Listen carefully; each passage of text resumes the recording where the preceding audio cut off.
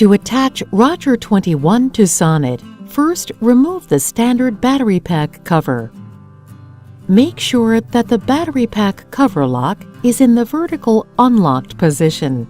If it is in the horizontal locked position, unlock it with the plastic screwdriver.